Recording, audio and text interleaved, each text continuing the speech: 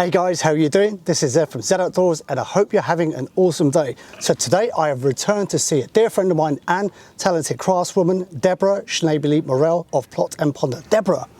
Hi, Sid. Hi Deborah, how are you doing? I'm fine. Welcome to the plot. I know, the sunshine, you brought the sunshine. She bought lovely biscuits, coffee.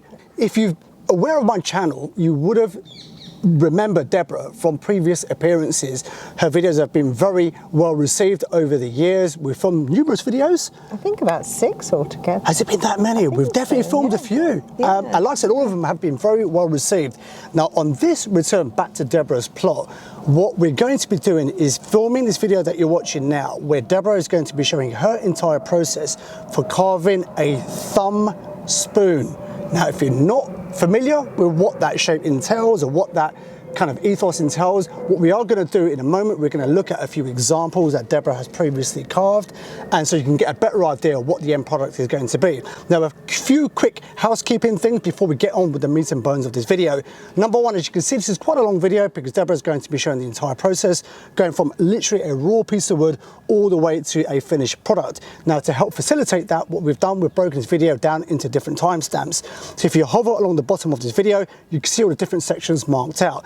Those sections are also listed below in the description. Now, YouTube has a very cool feature. If you click on the times on the left-hand side, the video will jump straight to that section. So as you move forward and you're using this video as a reference material, you can jump straight to that section without having to manually scroll through. What I'm also going to do is put links below to all the previous videos that I filmed with Deborah. If you haven't watched them, I would highly recommend you go check those out. Those are packed with lots of useful information. So what I'm going to do is put links below to the previous videos I filmed with Deborah. Also, needless to say, something I will also cover at the end of this video. Deborah is very active on Instagram, so I'm going to put a link below to her profile. If you're getting any value from this video whatsoever and the work that Deborah is going to be demonstrating, it means the world to me. You go and give her a follow on Instagram. Also, a couple of other things. I've created a page on my website which contains every single tutorial I have ever filmed on my channel, as well as the ones I continue to film. Now, YouTube's organization feature is not the greatest, so what I've done, I created one page on my website, completely free to access, that has all the different topics mapped out in subject order, so it helps with easier navigation. Because I'm hearing from people all the time that they're not aware I did a video on this or a video on that. So that one page that is on my website contains every single tutorial that I've ever filmed, including this one you're watching now with Deborah. I'll put a link below to that in the description. So what we're going to do now, we're going to jump into the first section of this video where we're going to look at a few examples of the thumb spoon, so you can kind of get an idea of what we're going to be looking at, and then we're going to move through with the rest of the video. So one final thing I do want to kind of quickly mention before we begin is we are filming in an outdoor location here in London. So if you do hear some background noise, just aware this is kind of the location where we're at. It's generally fine here, but if you do hear the odd thing here and there, we're not fortunate to be in the wilderness of Savannah, right? Where it is. Well, it is a bit of a wilderness here. It's a bit of a wilderness. You're more likely to hear birds than anything else. I know. All couples arguing maybe as well. But if you do happen to hear anything, then obviously, just apologies in advance. Also, while I'm here for the day with Deborah, we're filming this video, and hopefully if we get time, we may film another one, even 2 videos. If we are able to do that, then you can check the links below in the description to watch those videos. So without further ado, I hope you enjoyed the rest of this video where Deborah Schneebeli Morrell of Plot and Ponder is going to be demonstrating how to carve a thumb spoon.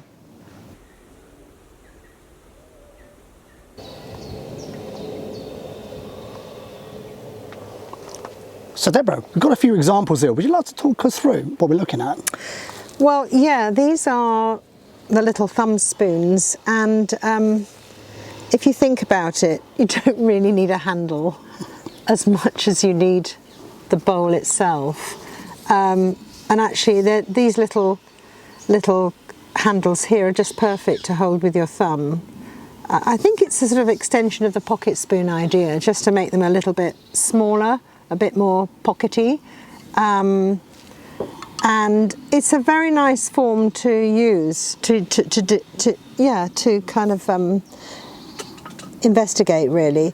The other thing about it is that the bowl itself is heavier than the handle, so when you make a spoon, very often the handle is heavier than the bowl, so when you put it down, the handle is lying down, whereas these, the handle is always standing up, and I think that's kind of a really nice feature. My thing, as always, has been to investigate different wood. I just love the experiment and the discovery of splitting unusual woods. So, you know, these are actually not that unusual beech, but it's a sort of perennially beautiful wood to carve. But this one had some particularly beautiful spalting. I think this wood came from a visit to Ali Asadi at Carving and Turning, and he always has a pile of stuff, offcuts from his bowl turning.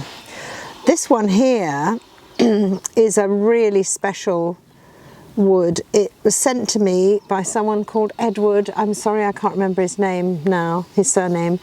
It's a Buddleia something cuensis. So it's a very unusual Buddleia, and it's just beautiful to carve, and it has this lovely colouring and wide rings, so it must be quite a fast grower. So that's really sweet. This one, I think, is one of the cypresses. It's not the hardest cypress, but you know, because I once carved swamp cypress, I'm always looking for some more swamp cypress, which is as good as this. I mean, it's one of my favourite little spoons, and I made this long before these, actually. It has a kind of amazing patina and almost sort of flexibility when you carve, which I really enjoy. I'm not sure now about that. It could be birch, which is not a favourite wood, but something nice happened with these little white, almost like piebald effects, and then carving into these little pinches at the side, you get the paleness of the wood, and that's just sort of happened naturally. So it emphasises that little pinch point there. So that was pretty successful. I mean, very often I keep wood in water for a long time, and then, you know, I don't get around to carving it, and then I make a blank, and then I think perhaps I better make it more easy to carve, and I might boil it for an hour. And obviously you can't restore wood to its original form where the moisture all goes up the kind of cellular structure, but it does do something, and it makes it easier. This one is liquid amber, which is a very beautiful tree with the most incredible leaves in purples and reds and incredible colours in the autumn, and it's planted very often as a street tree, but it's very, very boring looking. It's just a pale wood. So that one has been, I think, very, very slightly burnished and oiled, and then put in the oven for quite a short time, and it's darkened it.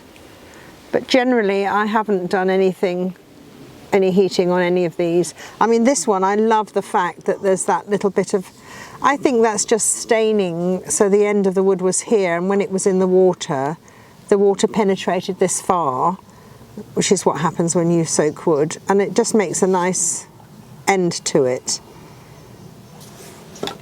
So that's a kind of, you know, it's sort of the beginning of a bit of a journey, really, and they're a little bit more difficult to make because it's a very small object in your hand, and you know, with knives and things, you're a bit more at risk. But the end result is quite satisfying.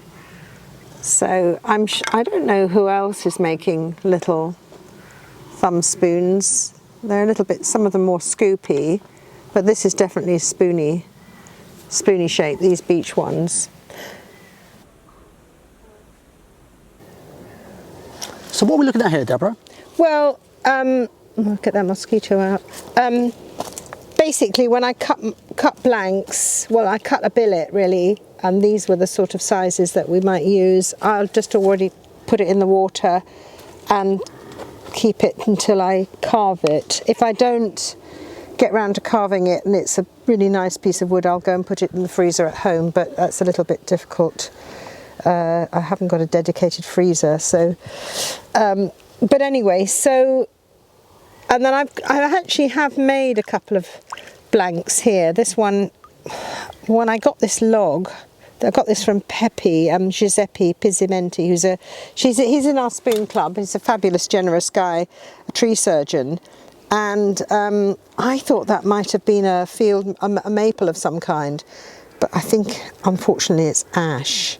So that wasn't a very good, it was quite pliable to start with, but I'm a bit worried about that. This one, which is the sort of shape we're going to do today, is walnut, and that's from Ryan Best, another tree surgeon in our group, fabulous spoon carver.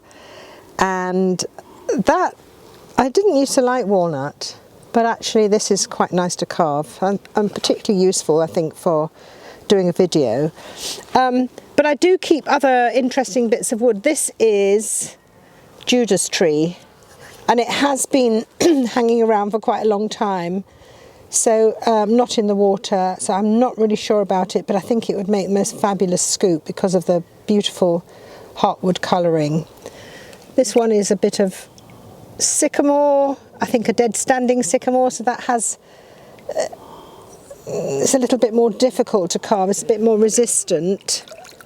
This one, this is not quite the scoop we're doing today, but it's an oval shaped scoop. We might talk about it at another point. This is olive, and I cut down quite a big olive, well, I pollarded a big olive tree in our garden, and it can be an absolutely fabulous wood to carve, and it's particularly good for any chip carving and that kind of thing because the grain is incredibly close. Anything else in here? There's always surprises, and sometimes I lose track. I often think I should there's a bit, yeah, some nice plum there from Ryan. I often think I should keep a kind of log of the wood I get and the spoons I make, and because actually it's quite hard to remember them all because I don't just carve birch or beech or something. I carve so many different woods, and sometimes I do forget. But I haven't quite got round to being that organised yet. I think something we have covered in one of our previous videos, but it's something we've discussed before, where especially being in a city like London, where you wouldn't think you get a variety, but you get a huge variety, don't you? Well, you get a huge variety because your tree surgeons are just collecting wood from parks, gardens, and street trees. And there's a policy now of planting street trees in London which are smaller. They used to plant sort of forest trees like plane, which is still on the wider sort of boulevards in London. That's perfect, but it's not very good on a small street. Creates huge amount of shade and possibilities of subsidence and insurance claims. So I mean, we've got this great blobby chestnut tree which has been pollarded outside our house, and it's really not attractive the way it's been treated, and they have to pollard it because it would just be huge, and they'd have an insurance claim from the next door house, which is about 4 feet away. So they're now starting to plant things like Colotaria, which is like a Chinese golden rain tree. I've seen a lime called Tilia henryi, the most beautiful tree. I'm interested to try that. Or very interestingly, around us, there's the Persian ironwood tree, Parotia, which is a fantastic close-grained pale wood. So tree surgeons get these woods. And I mean, for instance, this one here, Judas tree, Cercis canadensis, that's probably a garden tree, but it's not something you get in the countryside. I think in America it's called redwood, redbud, where the flowers come off the bark with sort of no stems. It's a very beautiful tree. So I'm lucky, I'm really lucky. And you know, most people think London is a great big urban sprawl, but I mean, you just have to look around here. We're very privileged to have an allotment here, but it's pretty rural.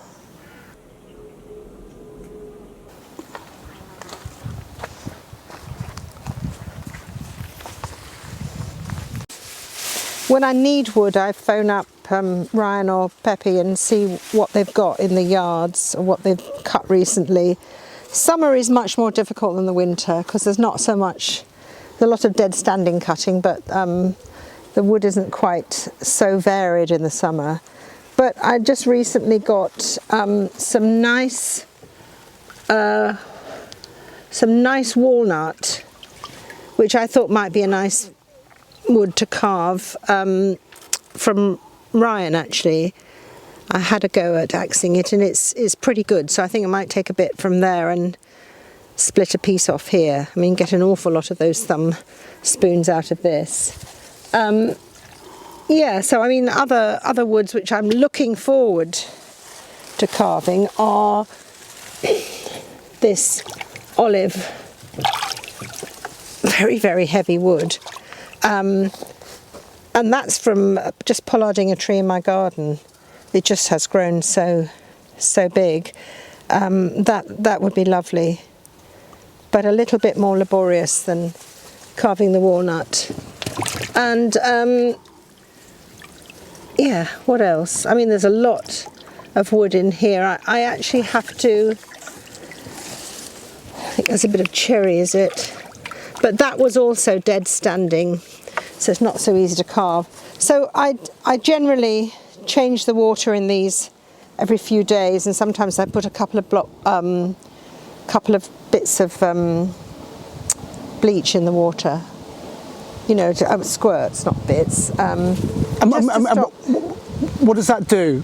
Well, it stops getting horrible bugs in. I mean, the worst thing that can happen if you have a tank like this full of water, not covered, you get something called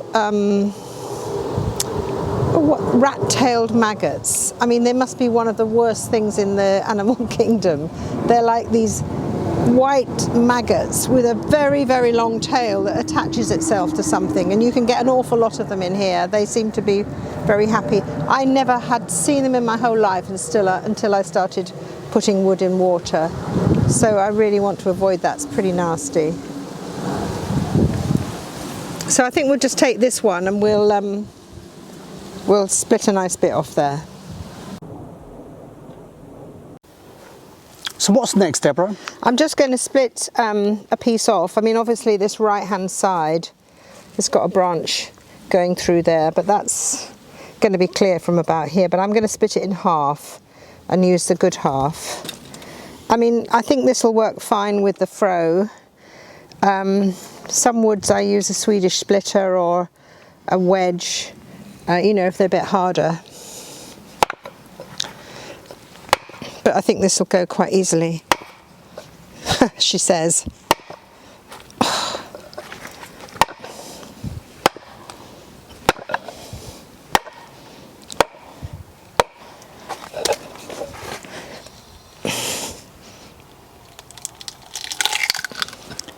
A little bit more difficult than usual because of that weird branch.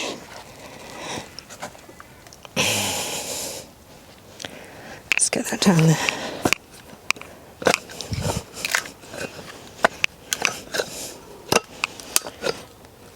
Yeah, that's, oh, haven't got my axe handy, but I'll just take that off with an axe. Tear it off like that. So I think we've got, probably use this side because it hasn't got that bit there. So I'm going to take a piece off. So it'll be a radial piece because the surface that I'm going to carve is down there. But that will leave me another piece where I can do a tangential cut where you get the rings in the bowl. So because this is a bit crooked here, I'm going to have to make it a little bit wider because I'm going to have to axe quite a lot off there. So that's just to give me the crank, the depth.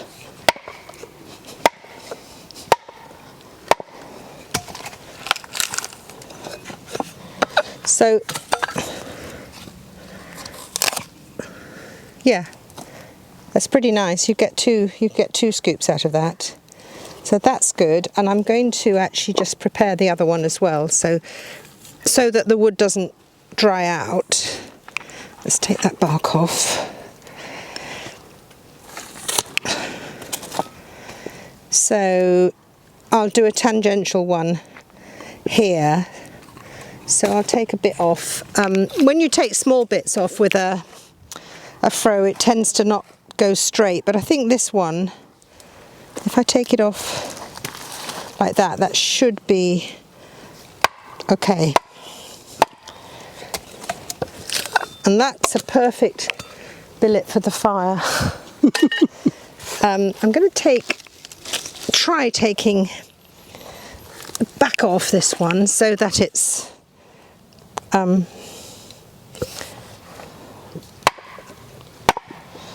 yeah, that's gone quite well. Another one for the fire. Okay, so those are my, there's four thumb spoons there. 1, 2, 3, 4, and variety as well. It's got a nice little, I mean, I think when you're doing if you're doing a radial cut, that kind of slight curve is always nice in the bowl.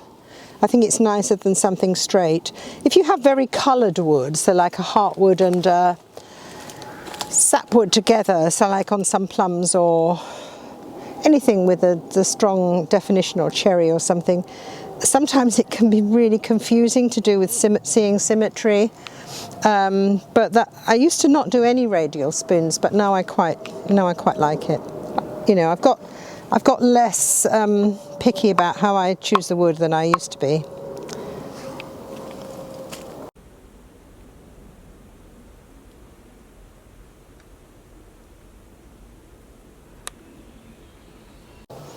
So I'm just going to square this off so that I get it, you know, pretty even, so that I can then go from there. But the most important thing, I think, is to get the... And if people are curious, what axe are you using? This is an axe that was made for me. It basically sorted out in a day. Nunhead Tim. Oh, is it Wilkinson?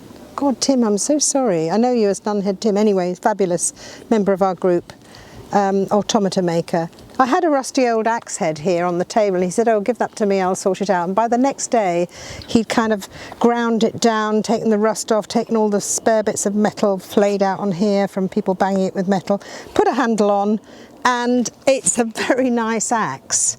So I'm now, you know, having been one of those people that like one axe, I'm now kind of going between different axes. It's lovely and sharp, so that's always the most important thing about an axe. This is quite easy wood to axe. I'm turning it all the time to get, just basically try and get it straight. It's always best to get the planes pretty true to start with. It makes a much easier job later on. I mean, you can always adjust things, but I quite like to do it at this point. It's quite thick. I think it's going to have a nice crank, but I'll take a bit of the thickness off as well. And then there's this lovely bit of a curve here, which I think we'll try and get that into the bowl. So when I axe, I always try and axe in the same place, so that you really want to, you follow through your axe so that you get a nice smooth surface, because you're going to draw on this eventually. I think this wood is pretty fresh. I mean, it's very pale for walnut. So I'm not sure what's going on there. I think it's just a bit of an injury or something. Anyway, we'd cut that off.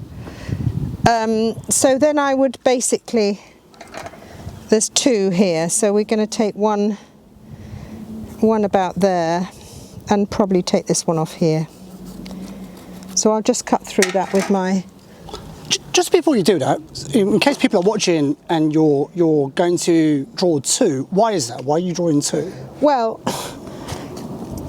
I think it's just, you know, I've got one in reserve. You know, make a lot of spoons, so it's quite nice to, at this stage. I mean, very often I make a lot of blanks and a lot of drawing and a lot of, you know, and then I'll put them in the water when I'm here, and then I'll take them home and put them in the freezer, so I can just take one out at night to carve. Particularly if it's nice wood, I don't want to let it dry on the plot, and I've got masses of incredibly interesting wood, but it's just been hanging around too long and it's too dry and it ends up as being firewood. So I'm just going to cut across there.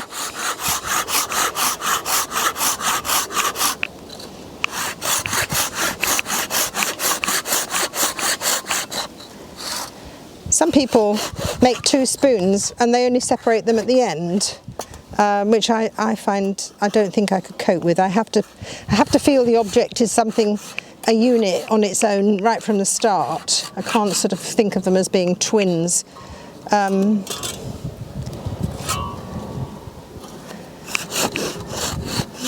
it is very fresh actually, this. So, and then I'll cut this across here just because I don't really know what that is. It's some kind of bruise or something. We don't want that to interfere. But that's going to probably be the handle end.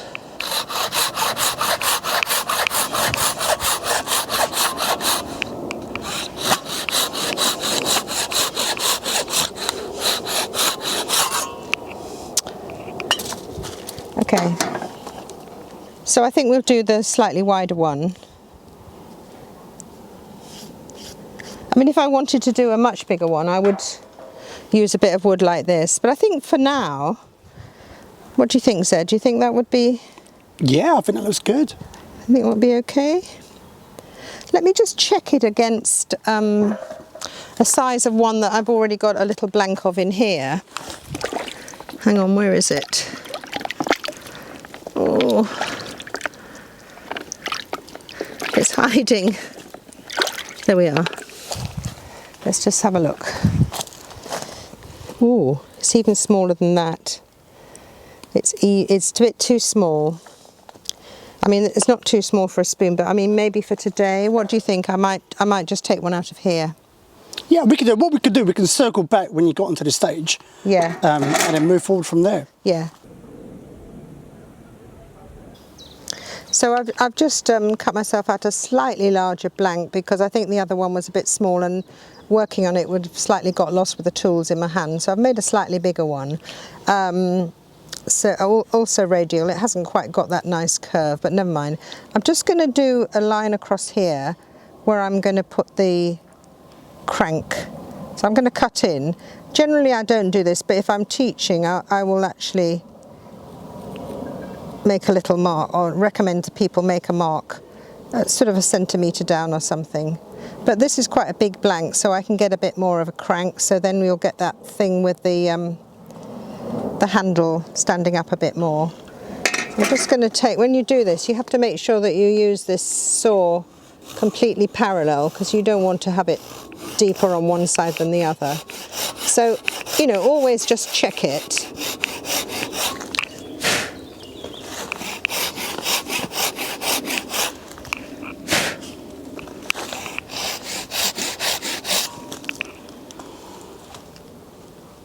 A little bit more on that side.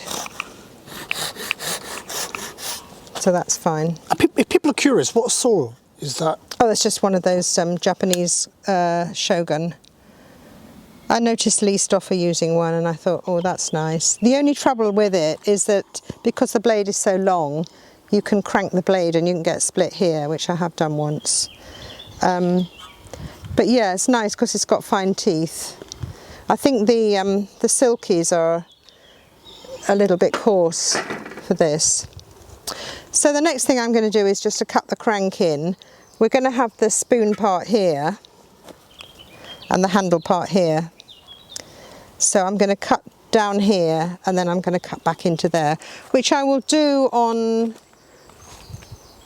possibly here, and I'm going to use my favourite axe, Peter Solwood's axe. So this is Solwood Creations. This is Solwood Creation, a wonderful creation as well it was. So I'm just going to cut down into here. The best way to do that really is to just take the sides off like that, down to the depth of your cut. So like that, and then we take the other side off. I mean, this is a good rule when you're removing any wood. Don't try and take the whole face off, but just take the sides off. And obviously when you get to the saw cut, you go very gently. So then we've only got to take that middle out, and that's not so difficult. It's good to have something, an upstand to hold against so that it's solid. I mean, with a small spoon, safety is really important because your hands are going to be very close to the axe all the time. So I'm just following down through my cuts, and I'm using the heel of the axe and gently when I get to the bottom there,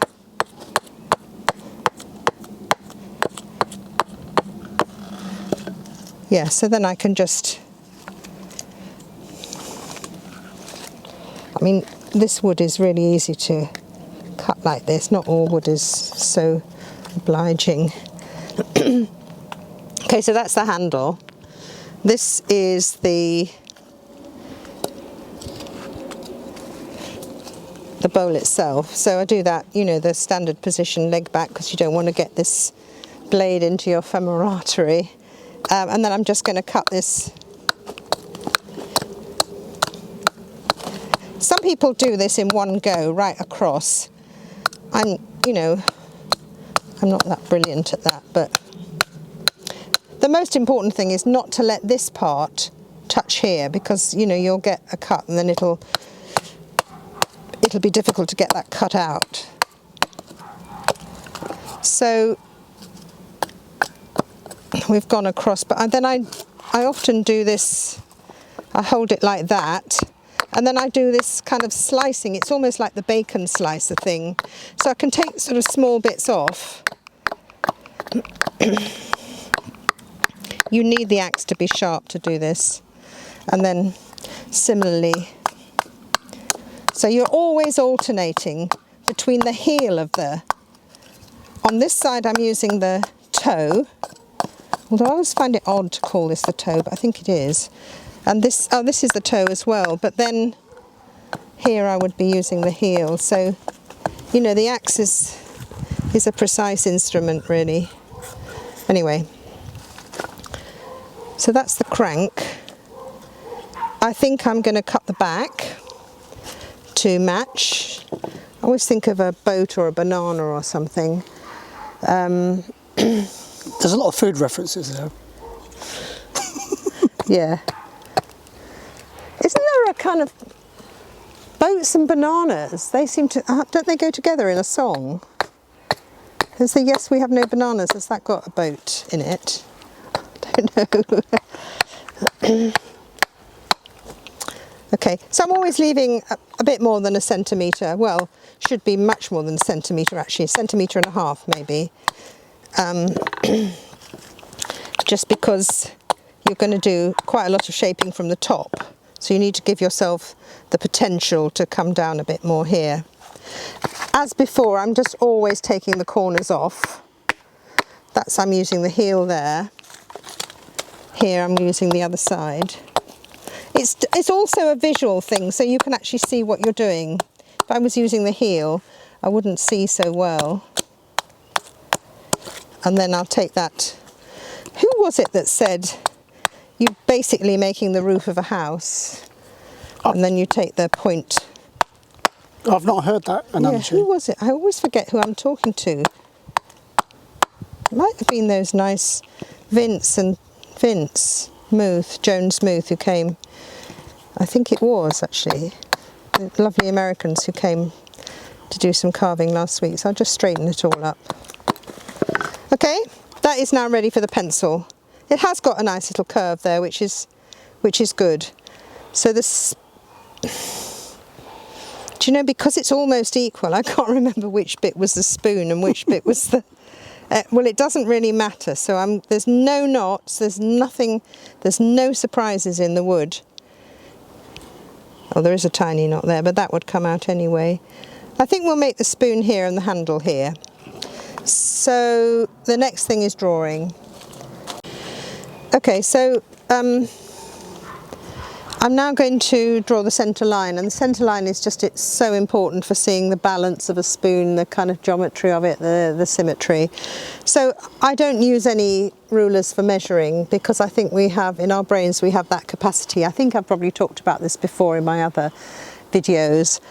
So I'm going to just do the foreshortening trick, which is basically like looking through the sights of a rifle. You know, you shorten the distance and then you can actually see better, and you align them. So we're aligning this line here and this line here. I mean, that's a good idea to see that you've got it In fact, I've just seen there's a bit too much on this side here. That should be all right. Yeah, so because I foreshorten it with my eyes, I make this distance, which is about 4 inches, or just over 10 centimetres, until it's basically like 1 centimetre or something. So I put what I think is the middle line there, and then with my eyes I just follow that through to this point here, which is opposite it, and then in the middle I can just see that it's there. So I'm only using the ruler now to make a straight line. I'm not using the ruler for measuring, it's just a nice straight edge.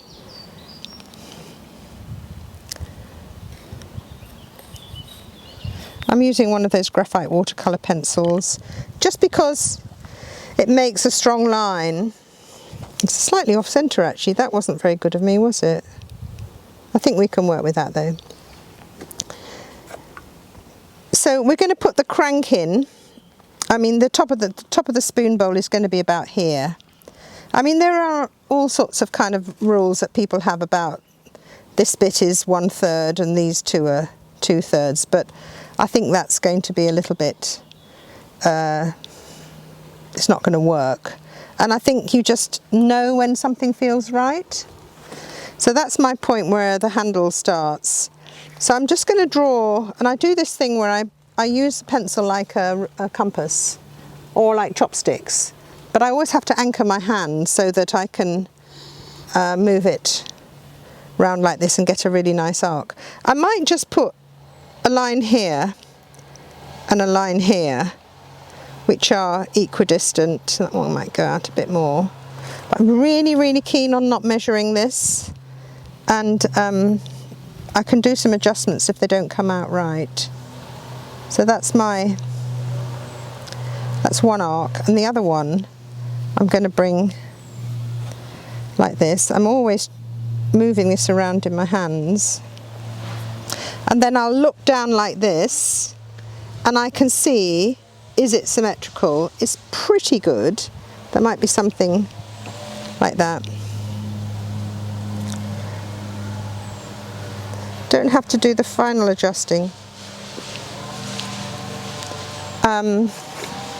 And then I'm going to do where the end of the spoon is. I will never go right to the end because there might be some checking here. And then I'll do this whole thing with the arc coming up here. And bring it round like that. And this side here, I think someone's cutting a hedge somewhere.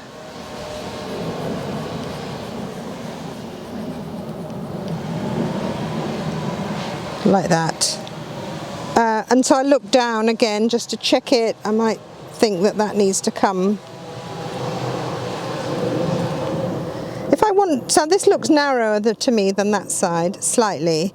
If I want to do major changes, I'll just change the colour of the pencil so that I know which line I'm actually going to cut to.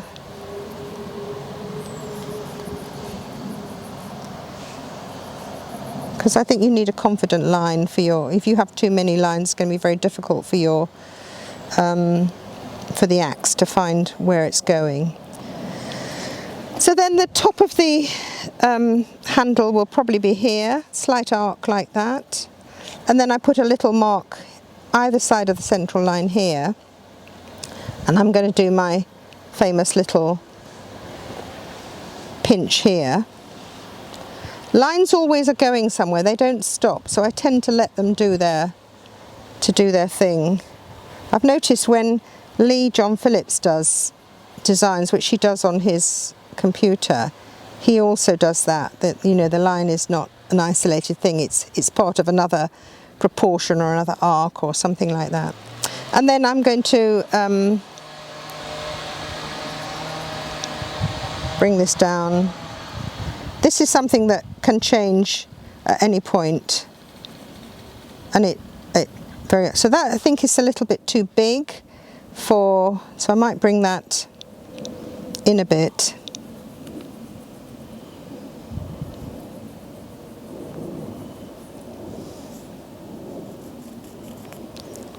obviously you make all sorts of changes with the knife. Yeah. So I think that's probably, maybe what I don't want is it to be so much bigger there than there, so I might just bring this in a bit to here.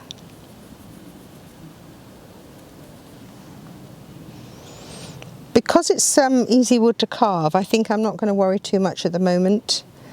I think it's going to be good to adjust it with the knife. So now I'm going to do my stop cuts, which I'll do here, here, here and here, and I'll cut the ends off here as well. Okay, so I'm just going to cut off the end here. Obviously it's quite good to cut all that off because it's end grain and it's basically hard to, well, harder to do it with a knife. So I'm going to take these, I'm going to make these stop cuts. When you make stop cuts, make sure that the wood is not too thick here. There's no point in cutting through a lot of wood that you don't need eventually.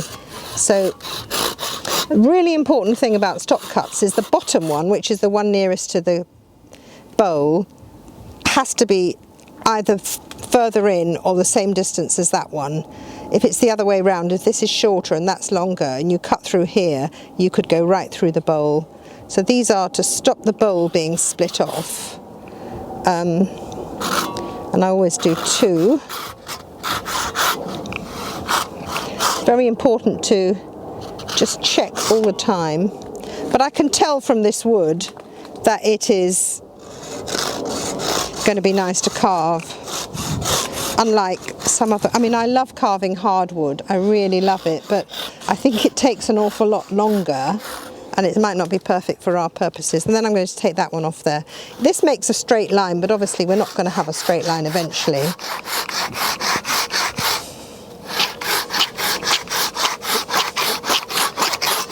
Okay, and then I'm just going to take off. Now, if you've got straight grained wood, you can do a bump cut, but this wood is not that straight, so I won't do a bump cut right there, but I might do one there and see what the grain does. It's quite good.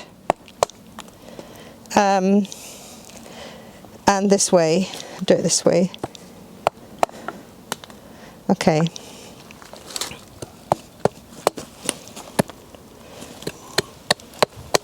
So I'm using the heel. I'm going in there a bit, but obviously this is a job for a little pointy knife in there. And then turn this round. Okay, so we've got this situation now where we're going to have the grain going in different ways. So this is where the axe goes on the front. So I'm going to start from about here. Take this off. I mean, I think this is one of my favourite parts of the job. I sort of call it drawing with the axe. So you can be pretty precise, and then we'll turn it over from this side, and I'm going to use the heel. And I'm just following that line really, really carefully, because if I take a bit too much off, I've got to change the design, which is all still possible. You see? And then this way, heel, like that, and then toe. And really just the toe, not the whole axe, just the toe. And you're following through so you get a really straight cut here. And what's really important is this line here is at right angles to this. This is one of your planes, so we've got the back plane, the side plane, and the back of the spoon plane. And these all have to be sort of in alignment to make your job easier. I'm just going to cut off those corners a bit because I think it's perfectly possible to do it with this wood.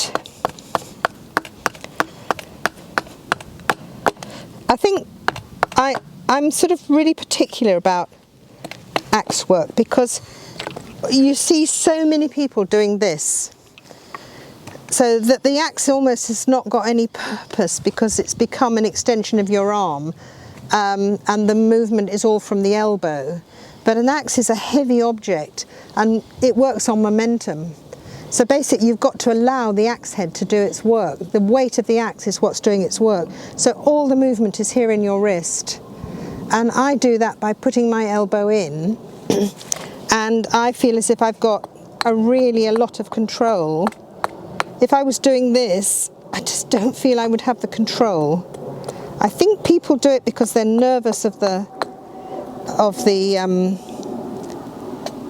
tool, but I think you've got to start right at the beginning to get this the way that you work with an axe. You see, you can be incredibly precise with it.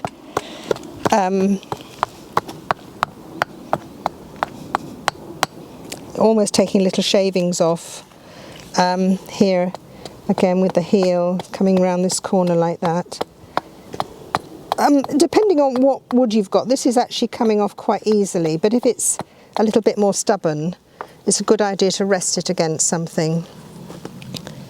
Now I'm going to cut round here, but this is too thick, so I'm going to cut some off. It's this thing of don't be cutting off wood that you're not going to eventually need. That'll be fine, I think. So I'm just going to do this same thing. It's the bacon slicer kind of approach. And this side as well. And then I think if I'm going to come down here, I maybe either rest my hand or here or the... So I'm not going to come in more on here because there's no point.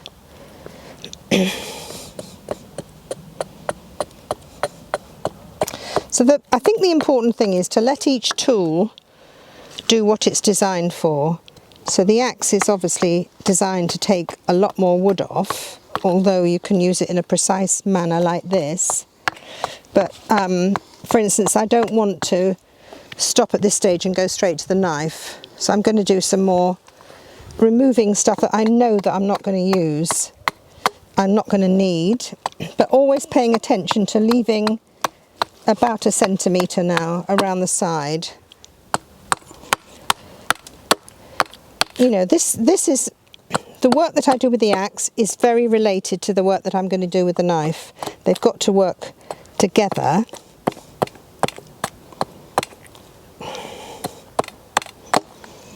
Cut off those lumpy bits there, because sometimes that's more difficult with it. And then a little bit more there. Spoons are always shallower than you think.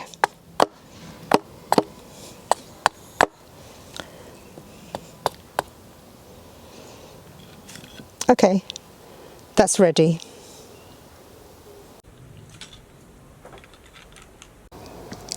So what I'm going to do now is just do the perimeter of the spoon, so I maintain this angle here on the sides, following my grain direction lines. So I'm going to do this thumb pull around the side here. If people are curious, what knife are you using? This is Adam Ashworth. This was a handle put on by Emma Smith from a piece of wood that my father-in-law had in his wood collection. And it was a very mysteriously heavy, strange piece of wood, and I just didn't really know what it was. And then when Emma was sanding it or carving it, she said it was the most peculiar thing because it had almost like white, powdery stuff, you know, coming off. And then I think she put a question on Instagram and someone said, I can't remember the name of it now, but it was laminated hardwood, laminated with resin, and it was used as isolation from electrical components or something. I mean, quite a long time ago. It was an invention. That's what they think it is. It's not sort of ideal because it's very shiny and slippery, but actually I've got quite fond of this knife, even though it's a bit too long for me. But I tend to use the knife that's the sharpest, so I've got lots of choice, but at the moment I'm using this one. And generally I have a plaster around here because this is a dangerous point here because it comes slightly over the handle. But let's just hope I'm not going to cut myself today. So obviously the end is the end grain. So if I'm not doing the thumb pull, I'm doing this thumb push, but I'm just using the tip of the knife here. So I started there, so I'm going to go from here, which is a thumb push. It's also a pivot action. Do you see? It's not just pushing it, it's pushing and it's pivoting. So that's how you get a nice slicing cut. Here you've got a very sharp transition, but we're going to make that into a curve, but I won't do it with this knife because the blade is too big. So I'll just cut into there, and I'm going to try and follow these red lines because I think that's a nicer shape. So this is basically the first cut. I mean, I can't do the thumb pull here because I can't see it, so I always need to see my drawing, so I'm going to just turn it on this side and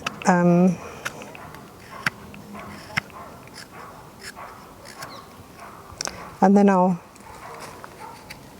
do the thumb pull here.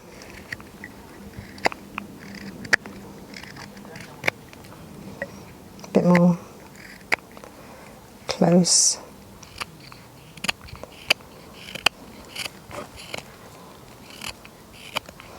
Into that area. I mean, even when I'm using this knife and I get to that area, I'm turning my wrist because I know there's going to be a curve here. Now this one seems to have more of a curve than here, so I'll probably put a bit more, take a bit more off on this side. So there's always looking and adjusting. I'm not just following my original lines. So here I'm going to start taking a bit off the handle.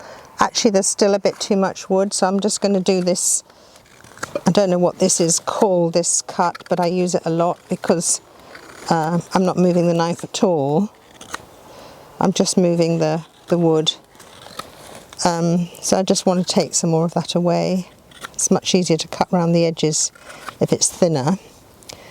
And then the reinforced pull stroke, which is a very good one for precise work. Okay, and then I'll have to see the problem of making a very small spoon. You've got a small bit of material in your big hands. So then I'm going to take this side down a bit. And when I've done this, I'm going to have another look and maybe do a bit more drawing. This is awkward. How am I going to do this? I'm going to do this cross thumbs thing, which people have said to me, oh God, that looks so dangerous, you shouldn't be working with that. But then I did find this in the Willy Sundquist Swedish knife holes book, so I'm not too worried about it. And it is quite safe. I mean, you know, most knife holes involve two hands, and that's very sensible because you've got this check on the momentum of the knife. If you've just got one hand doing everything, it's so much more dangerous. So a bit more off there. And then I'm just going to change this knife, this sheath, which wasn't designed for this knife, is made by Tomio Imaru from Japan. He's great. He made knives, he sent me knives with these lovely sheaths on. I have no idea what the bark is, but it's really good. I'm going to use Dave Cockcroft's little, this is my finishing knife, I use it a lot, but it's perfect for going around these corners. I'm just going to bring it in here. I'm using that cross thumbs knife hold. I suppose that's the name of it, I don't really know. So it's twisting and slicing at the same time. I mean, you know, when you analyse the way a knife moves and the way you encourage it to move with the way you move your hands and your wrists, it's really complex. So here's the tip. You've got much more chance of getting a nice curve on there with the tip. and then you get to the point where the grain changes, and then you're going to use the tip again to come up here, but you're slicing at the same time. A lot of people find this difficult because you've got this undercutting thing, so you're undercutting by tiny little amounts, and actually this wood is very obliging. Look at that, it's clean already and it's quite dry, so it's not quite far in enough, and it'll go even further, but we'll just bring little shavings out, and then I'm going to turn it and release those bits there. I love these knives of Dave. The smaller one has really been ground down so much now, but this is my favourite at the moment. I've lost the tip on it. Don't quite know how that happened, but it's okay. So the same thing on this side. At the moment we're sort of concentrating on the front, but quite soon the back's going to be equally important because that has to have its own balance and symmetry. So I tend to press in and then turn almost as soon as I'm coming in, because this curve here is different to this. This is a more open curve and this is a tighter one here. So press it, push it down like that, and then turn and bring your knife up to undercut, and you take all that bit out. I'm quite liking this wood.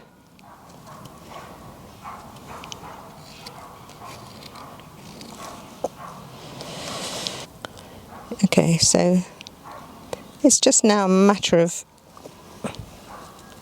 refining it all. Something doesn't feel quite right here, so I think it can come a little bit more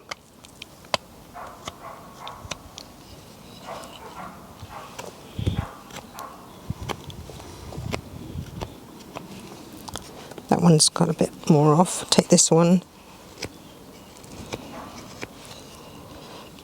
A bit more off here.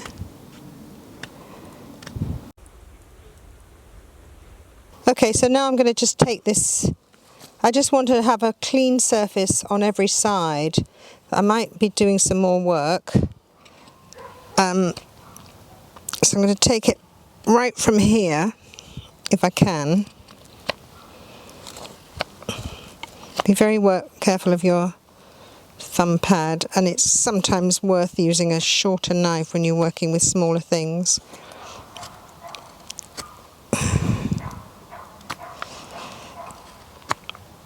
Okay, so I'm now just going to bring that right down, and I want to take out that dip where the crank is.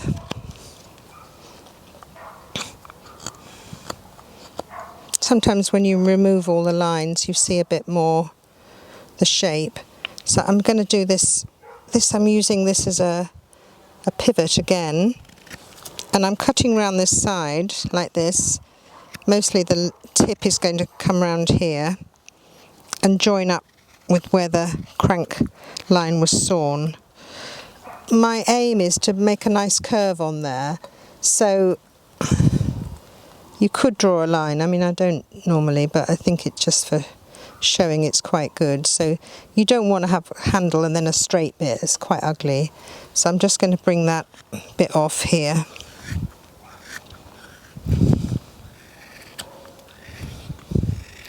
Don't worry about what's going on in the middle of the spoon. It's just that we need to get these edges as we want them to be. So it's a very gentle curve, but it definitely is a curve there. And then you just take away the saw line. Obviously at this end you're going to be coming with a thumb pull, I think. I'm only ever taking small bits off at a time. If you take large bits off, it's much more difficult. And then I have to, funnily enough, we're ignoring these lines now because we're not doing the side, we're doing the front. So this is coming. I'll draw it on this side as well, just so that gives me a bit of a guide. So it's very subtle, but very often very subtle changes. See, that's probably a thumb pull type situation. And although the rule is to come down from here, sometimes you can actually take it right back and up. So that's a good surface thing, and I can immediately see that this one has got more of a shoulder than that side, so I'm going to kind of adjust. I'm going to adjust that. And then I'm just going to make the back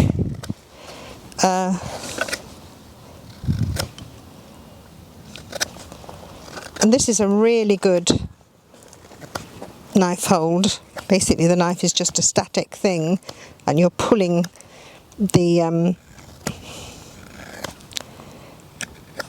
spoon or the wood against it. I mean, generally I do that here on my right leg.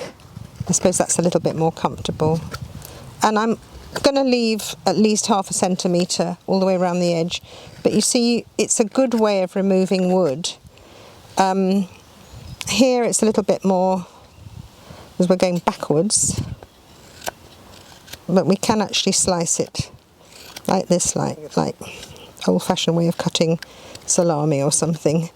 And then when you get a bit like that, I just do it with this is why I've got arthritis in my here.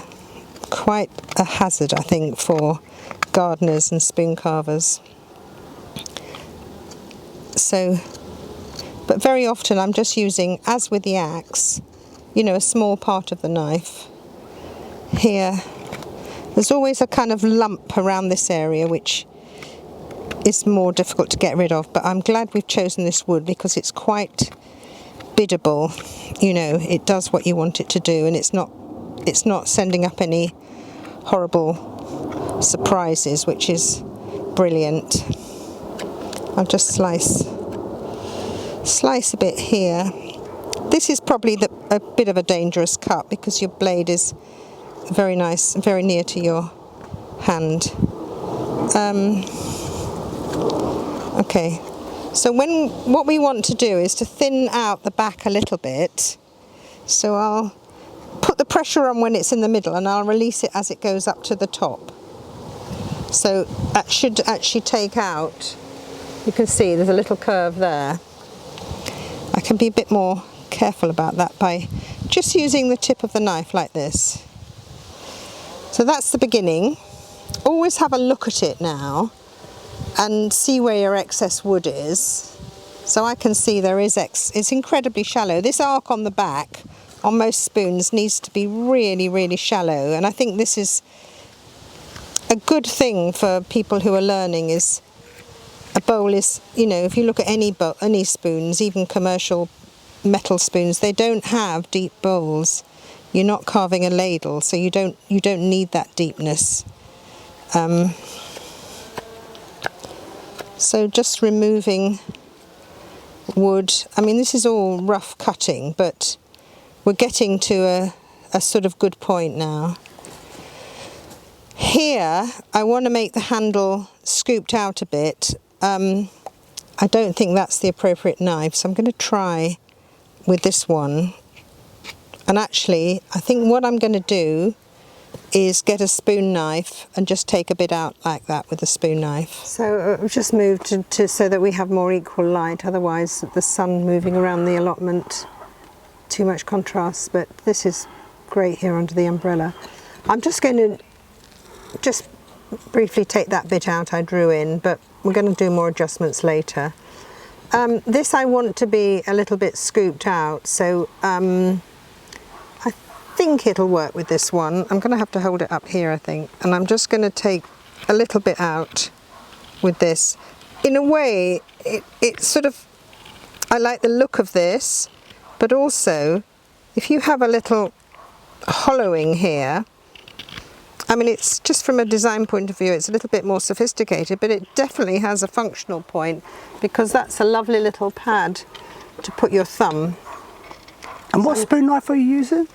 Oh, this Ben Orford. I've had this for ages, but it's actually perfect for this. Nice and sharp. I think, yeah, it's good. I mean, I don't use it very often, but because I don't make tiny bowls and things. So I'm just scooping out a little bit there, which I can I can refine later. Now I'm going to have to redraw this handle.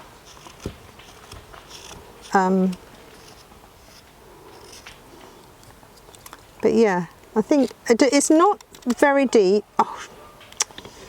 Oh, look, there's a hazard. So we've lost a bit of the end grain there. It's popped off, so I'm going to have to make this, take it back a bit. So we found a fault with the walnut. So I have to be a little bit conscious of that. Sometimes this can really throw you because it's just, yeah, it's taken away a kind of particular line I was developing. So let's just come across here like that. Okay. Anyway, I'll just take a bit more out here, and I'll have to be extra careful about that end bit. It might be that it can't be finished today because it needs to harden up and dry, I think, for a little bit. See, is that what you experience with certain woods? Well, not really. I haven't experienced that before, but then I've always been a little bit anti-walnut.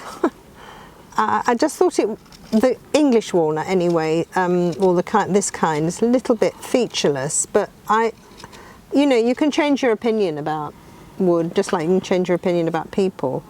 And it certainly feels nice to carve.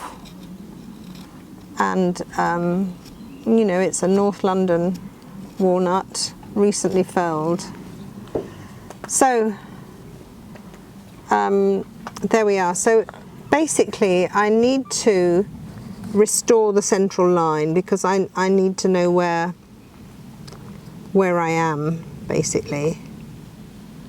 So I can just do that freehand like that. And then I'll put my little point here and I'll come up here. So I need that because I'm going to kind of refine these little pinches here. So I need to make sure that my distance is the same either side here. And then I'm going to be I want a more comfortable curl here.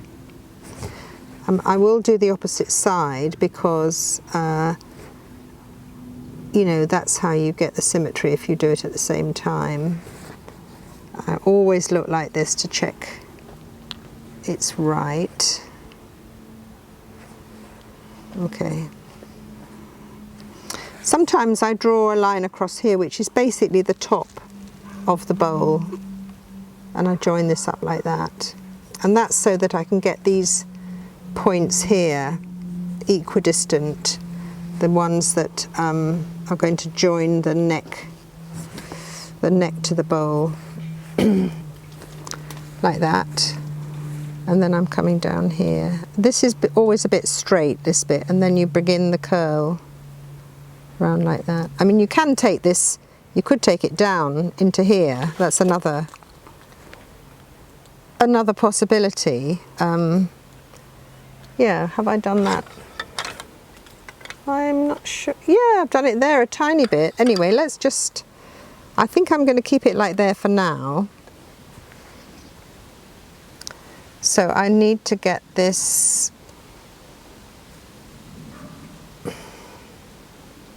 I like drawing. I like the quality of a pencil on paper or a pencil on wood. I like the kind of craft of drawing. And although I did an awful lot when I was younger, I don't really do much now, but I really like to do it. I don't like using templates because I don't want my brain to become redundant.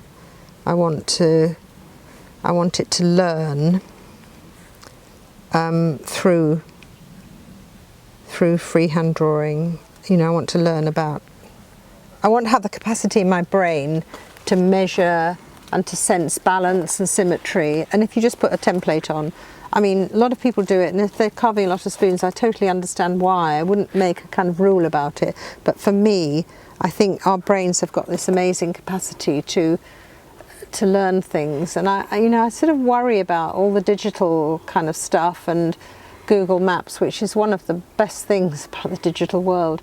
But then people don't have that thing of reading a map and sensing distance, and I think this is also part of that, and I just want to hold on to what our brain can do and extend it. Okay, so basically I'm not quite sure about this yet, but I would then go around, and I probably, with a smaller knife here, I'm just going to go around and take it up to the line. And then I've got to be very conscious. Actually, what I'm going to do is I'm going to make a central line on the back, like that. So these marks here also have to have their own sort of integrity. And they have to work with the front. Because very often, you can do really nice playful things. It's funny that I used to play the violin and now play the cello. These are very much violin cello type shapes, and I think it's something to do with that. I mean, it's a convention as well, but it's from my inspiration, my point of view, I think it's related to stringed instruments. It's my little funny reference, really. Spoon carving and cello playing doesn't go particularly well together. You lose that kind of fine sensibility that you need in your fingers from all the kind of heavy work. So I'm cutting into those lines there. Yeah, having to sometimes hold in very awkward places. But you get quite good at that. I'm just using that finger now to push the knife.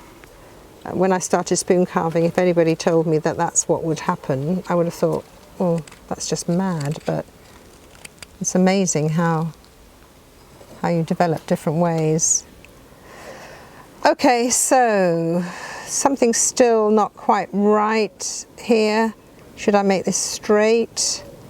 I don't know yet, but we've got plenty of time to play with it.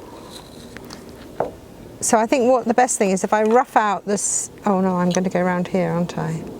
I'm going to rough out the spoon bowl in a minute, but I'll just being extra careful on this end grain here, because this is obviously fragile until it starts drying. And then I think walnut is quite a strong wood. I mean, it's very famous for making English furniture from sort of 18th century onwards, or even probably earlier.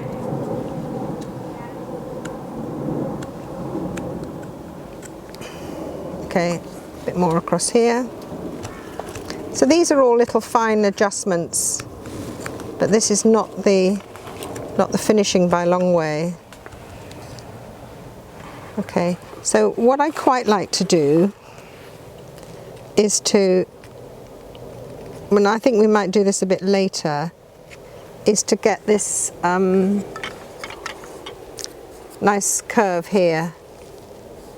So I could try drawing it like that, but you see, I never just do it right the first go. It's not that I don't know what I want it to be, but I think that each way that I work is informing the next bit. This is another nice movement where you're pushing and twisting from your wrist, and here slightly different movement because you're on the other side.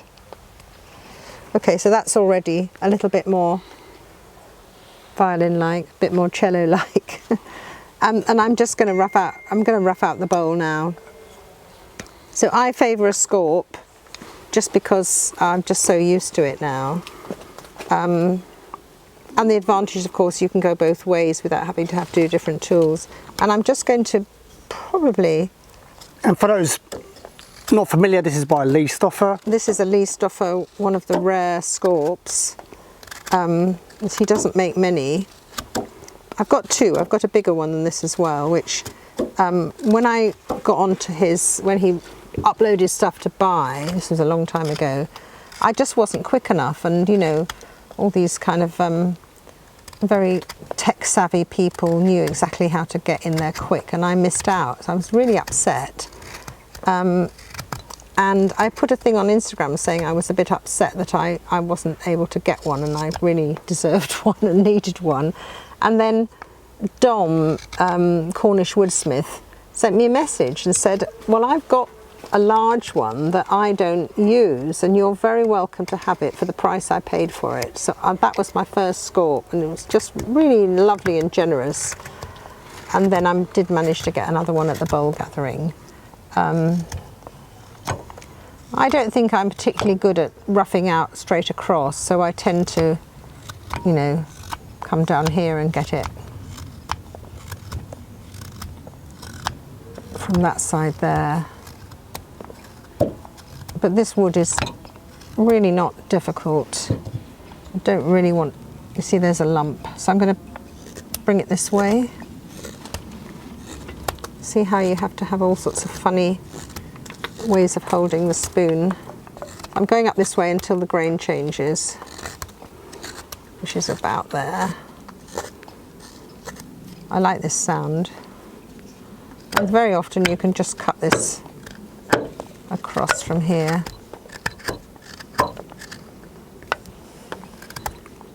And needless to say, with spoon knives, just use whatever you've got.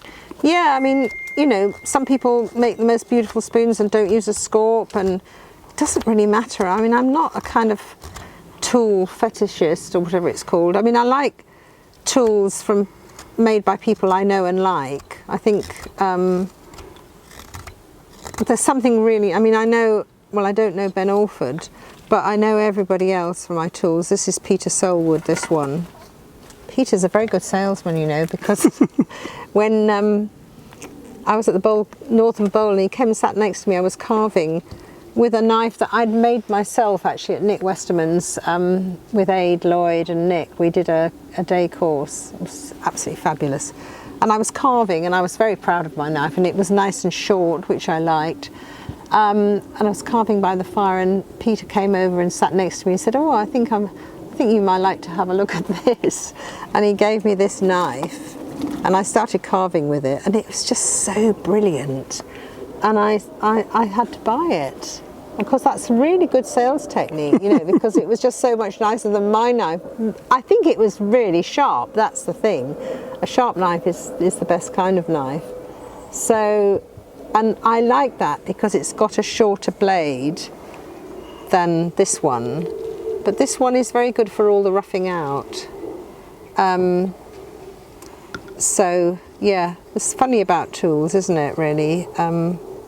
So I do like to know who's made them. I think, you know, we are all a community, and, you know, people support each other, and, you know, like you've asked me about the axes, who made them and everything. Well, I think that's so nice that there are people behind making these things. I mean, there are a lot of other crafts that you wouldn't know who made things, and I think that's really nice, because a lot of these people who make tools are actually making spoons or bowls or something as well themselves. So I like the fact that we're all sort of interconnected. I couldn't make my nice spoons without Lee Stoffer's lovely work. So that's sort of roughed out, and when I'm doing this, this is the advantage of a scorp, that you can go the other way. I think of the blade, the outside of the scorp, as a drawing implement, so it's drawing the rim. So initially I make quite a thick rim, and then when I get more refined, I will allow the scorp to come closer to the edge. Not yet. It's hard to see, isn't it, because it's such a small object in my hands. So I'm just taking out what I think, roughly what I think the right depth is, and then I'll do a more refined For some reason, this walnut doesn't like to be cut across. I don't know whether it's the rings are so far apart or quite what. I'm not that technical about these things. But it certainly makes a lovely finish. See how effective this tool can be. If you've got the right wood, you can get really long cuts. I know one of the things that people struggle with is getting long cuts with a knife or long cuts with a scorp or a spoon knife, and I think, you know, it just comes eventually. It doesn't come at the beginning.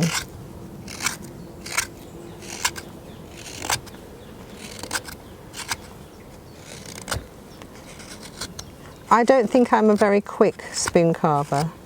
I'm not really very bothered about how long it takes.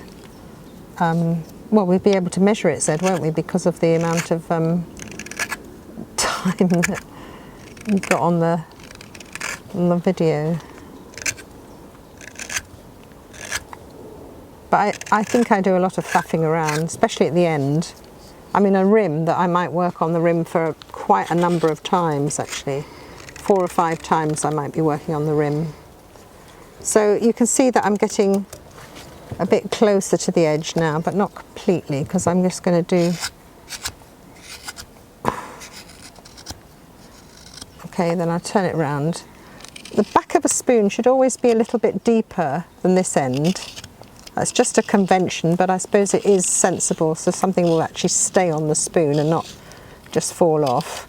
So you get these 2 points meeting up, and then you can take it off with a sideways cut. It is very fresh, this wood, so certain parts of it might be a little bit hairy. But I think once it's dry, it'll be fine. I think, you know, you need to dry your spoon when it's almost finished. If you've got still a lot to do, don't dry it. Keep the moisture in, put it in a plastic bag. The technique of using a scorp, and I think any knife, is it's not just that you're pulling it across, you're pushing it in at the same time. So you've got 2 things going on, the pushing in and the pulling forward. I really like to think about these things. I mean, there are other interesting things about using a knife. So you've got the motion of the knife, and then maybe a contrary intention in your mind. So, for instance, if you're doing, there's all sorts of cuts, you're pulling it towards you, but in your mind you're thinking, don't go too far, and you're sort of pulling it back. So you've got these 2 things going on in your mind, which are contributing to the kind of physical process of using the knife, or any tool really. Okay, so we've roughed that out now. So I look at it like this now to see this curve. It's quite nice. I look at it from the front to see that this line and this line are in the same line, which they are, one of the planes.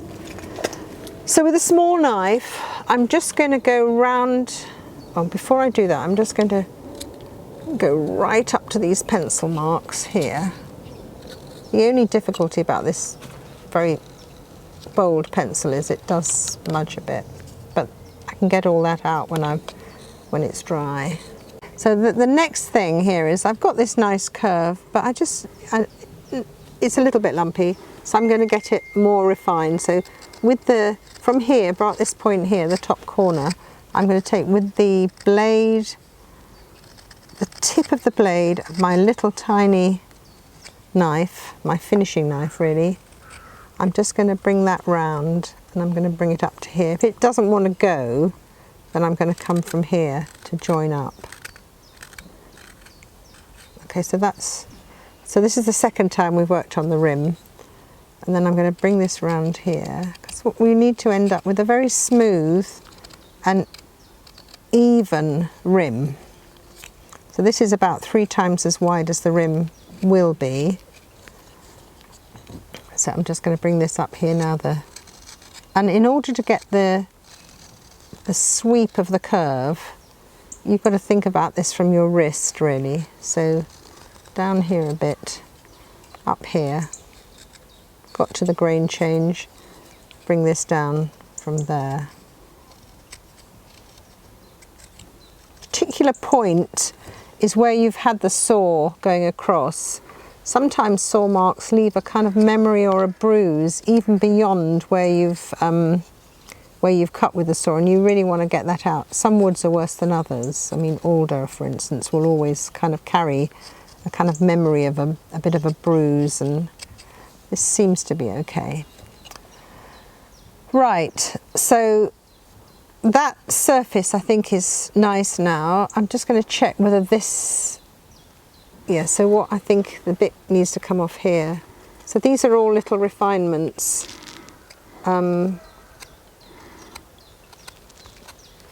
I don't seem to be able to get this all right first with one cut.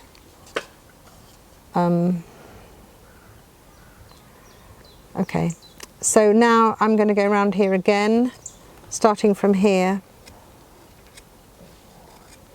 Try and do longer cuts so you get a lovely sweep like that. It gets smoother. A bit more difficult to do long cuts on the bottom, but try and follow that through. If you see any bumpy bits, just go back on them like that. That's fine. Okay, so now I'm going to come up here, go back onto the shoulders, and you'll be amazed that, you know, that if you take off a couple of millimeters, it can actually change what the spoon looks like. So I'm going to take a bit more off here because I'm not that keen on that big sort of 1980s shoulder pads sort of thing. Is this where we insert the Dallas theme song? Yes. So I think that's a little bit nicer. I'm not sure. Is it going to make it a bit more egg-like? I'm not sure.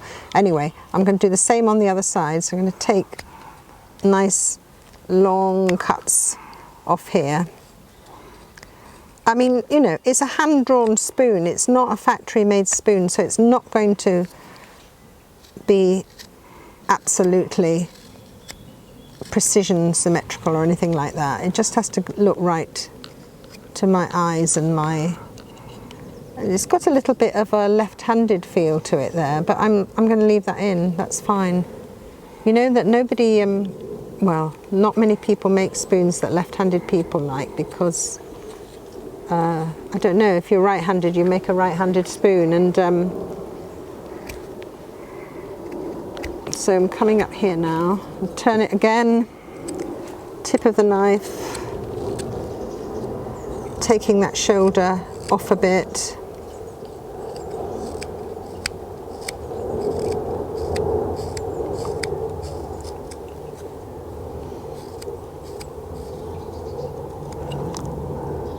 Okay, so it looks to me as if the centre line is a little bit more on this side, so I can actually adjust that a bit by taking a bit more off here, but let's not worry too much about it.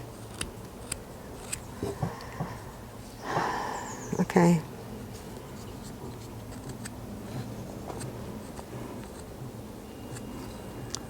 Right. So I think now I would go back onto the back, and I would take off, I could use this knife, let's just see how it goes, or I could try this one actually. Yeah, I'll do this one.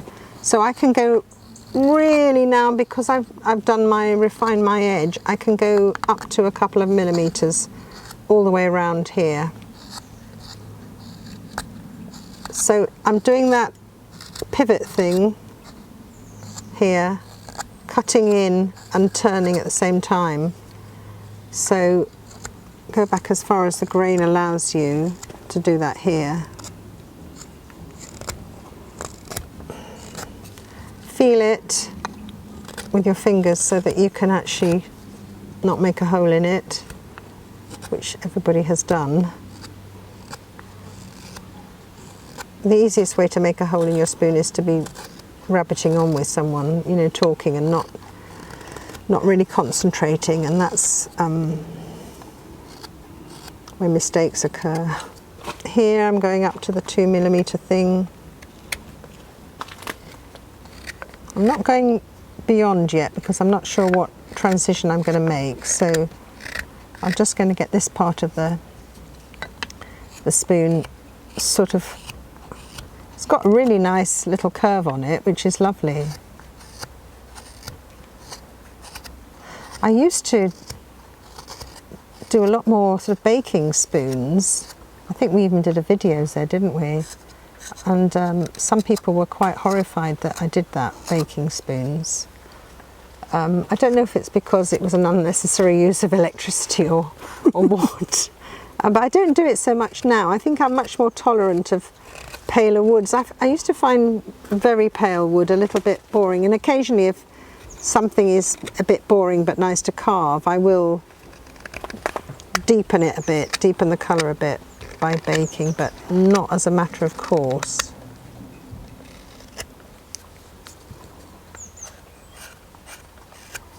So let's just get that all the way around the 2mm thing. So I don't draw anything here. I mean, you know, if you're a beginner, you could draw that. That's quite good so far. So just decide what kind of transition I'm going to do on the back here. So there's different ways of doing it. So that one is just unbelievably kind of smooth. This one has got more of a line here, which is what that's like at the moment.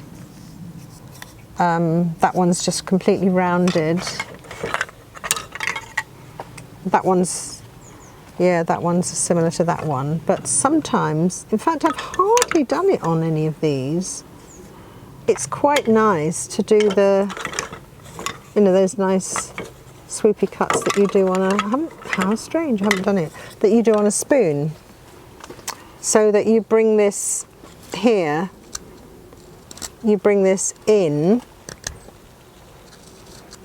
and you take it into this curve here.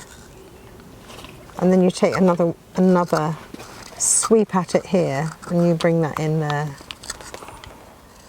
And you can, I'm not sure whether this one wants to be defined as, might not want to be, but it's just a different way of going about it. So basically you are keeping this narrow rim edge from the back as well. Bring that in, turn it into there. So turn that one into there like that. And then let's just see if we can put another facet really here. So you've got a couple of facets there. One side is always easier to do than the other. So, okay.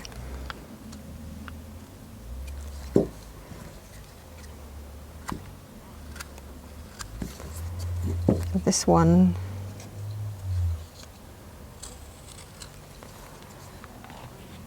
I'm not sure that this is going to, oh yeah, maybe it will. We've got a couple of facets going in there as well. So that then will feed into chamfering off the back here.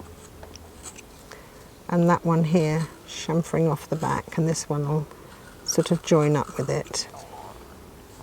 And then we can just take that round like that.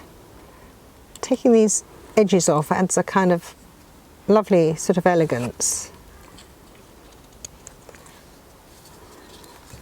I think I'll do that with a little knife really.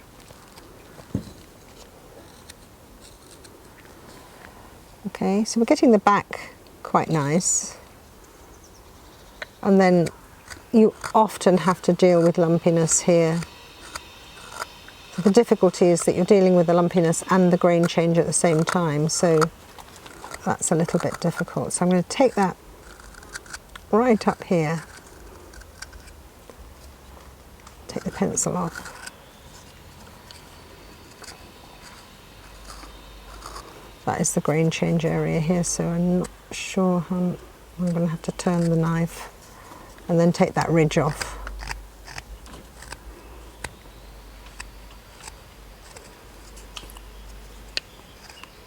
you know, I'm going to have to leave some cuts until it's really dry so that you can do it.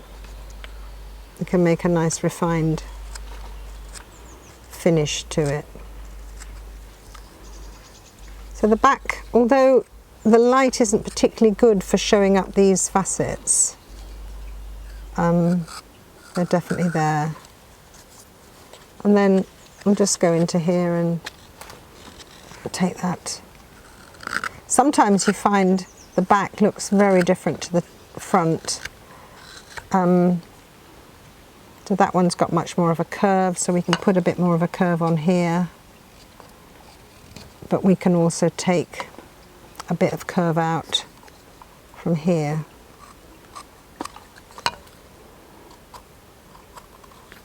So that's a little bit more symmetrical. It sticks out a bit on this side. People often say, I can't see it, I can't see it. And I get into that thing as well, you can't see it. So sometimes hold it up to the sky or look at it in a mirror and then you'll see what's wrong. Okay, so now we'll do some more sculpt work on the inside, and I want to reduce this rim right down. So I'm always starting at the back now, taking a nice deep bit out of the back. And then as you're coming round the rim, use the sculpt, edge of the sculpt, to draw your line. See how thin you can get it? And the same on this side, just turn it round. Or if you have a spoon knife, get your hand in a very uncomfortable position. That's probably why I prefer to use a sculpt, because it's just more comfortable on the other side. So I'm just thinning this down. So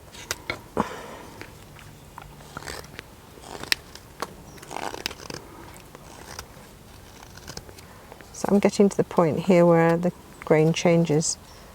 So I'm going to bring this now up from that sort of bottom left-hand corner. And I'm just going to do exactly the same thing, but I'm really concentrating on that, what the rim. This is what, is it the third or fourth time we've been on the rim now? Might be the third.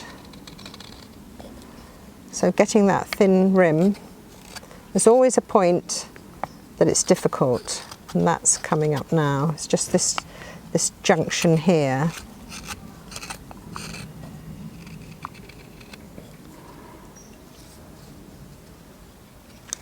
And here. So it's a little bit like that undercutting on the little pinches, but much more difficult. But I think the wood is quite obliging here. So that seems quite good. And then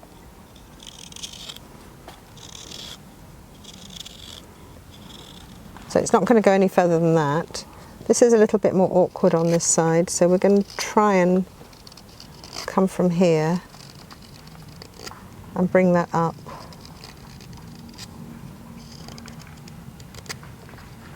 Careful not to go too deep, which I just did. Bring it up here. You know, the line needs to be a comfortable line. It needs to kind of flow. I mean, the whole spoon really needs to have a flow from one end to the other. We're now working on the whole, not just like the handle and the bowl, but the whole thing. So that's going to have to be really careful when you get a little feathery bit like that, because sometimes you're going to have to cut the rim back a bit. So it might be better to leave this a little bit, the inside of the bowl, till it's dry. Okay.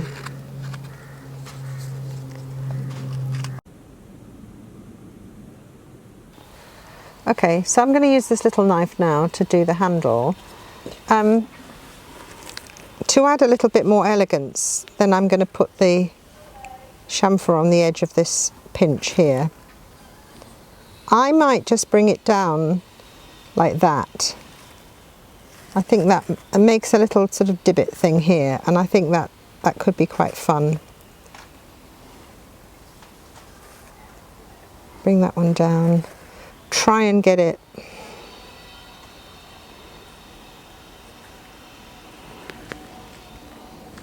Okay, so it's just a matter of obviously take the pencil lines off, try and smooth out these bits here.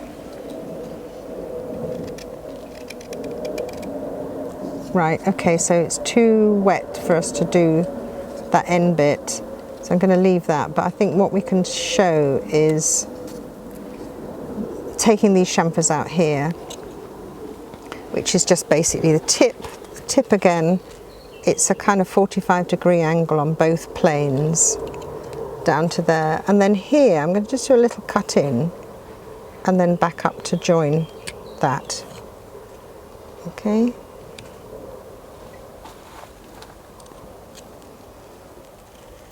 Very easy to go a bit too far on these, so I want to keep the sort of central part there, and then come here,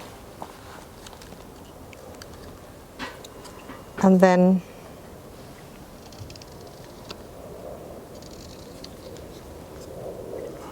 okay, so I think we're getting to the point where it's no point doing too much more.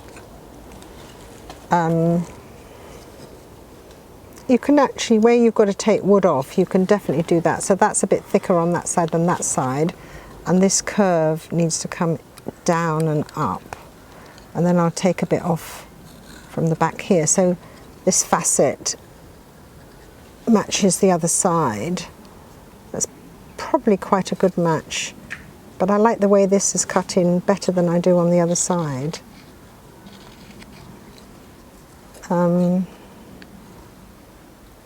Yeah, sometimes it's confusing with those pencil lines left. You can't quite see what you're doing, but yeah. Then we can take those lines off, and then we might see a bit more. So that's very simple, just to take the face off here.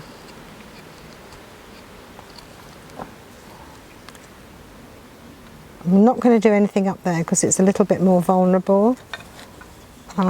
Maybe I'll just take this pencil line off a bit here.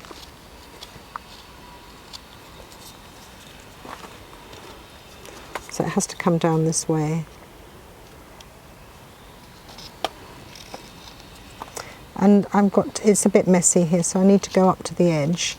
And there is a kind of rim situation here, but it's nothing like not really pronounced like in the spoon bowl. You just need to make a lovely little kind of hollow here, really, for the thumb to sit in. And that, I think, it's going to have to be done when it's dry. It might dry quickly, but here in the wind and the sun, but I don't want to risk it splitting, really. So I would tend to put it in an open plastic bag to start with. Yeah, and then of course it's still a bit. We want this to be lighter, so it's going to sit a bit more like that. So I'd probably take a bit more off the back here, and the same off here. So you're reducing the weight, but you're also making it look nicer.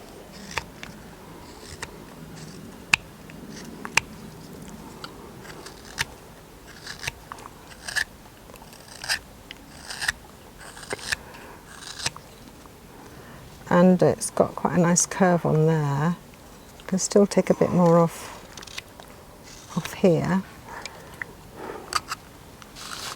By doing this, I've sort of interfered with this a little bit, so I'm just going to neaten that up. But as I said, I don't really want to do too much whilst it's wet. Okay.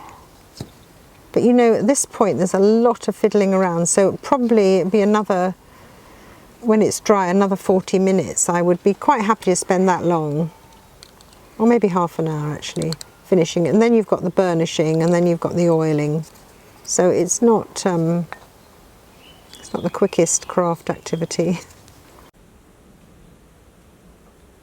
So Deborah, where are we at with the scoop?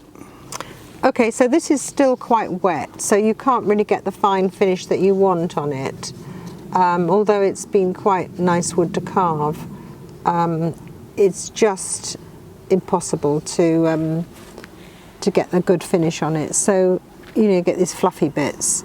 So I would just let this dry first, but I don't want to just leave it out like that because it's very hot, dry atmosphere here, and you might get splits here or here, and then it would be a waste of work. So I just put it in a plastic bag, but I'm going to leave this plastic bag open.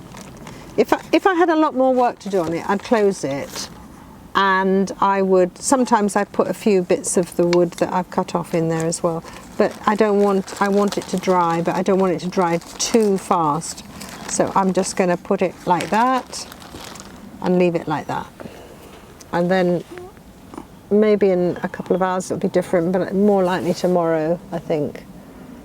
And then once it's finished drying, is that when you then do your finishing That's when I do cuts? the work. So I might actually feel it, and then if it's getting dry, I'll take it out and I put it on but not really in the sun. That's just too rapid. So I think just like that is quite handy. It seems to be quite stable wood, but you never know. You can have surprises. And then once that's fully dried, what's next in the process that you typically follow? Then I burnish.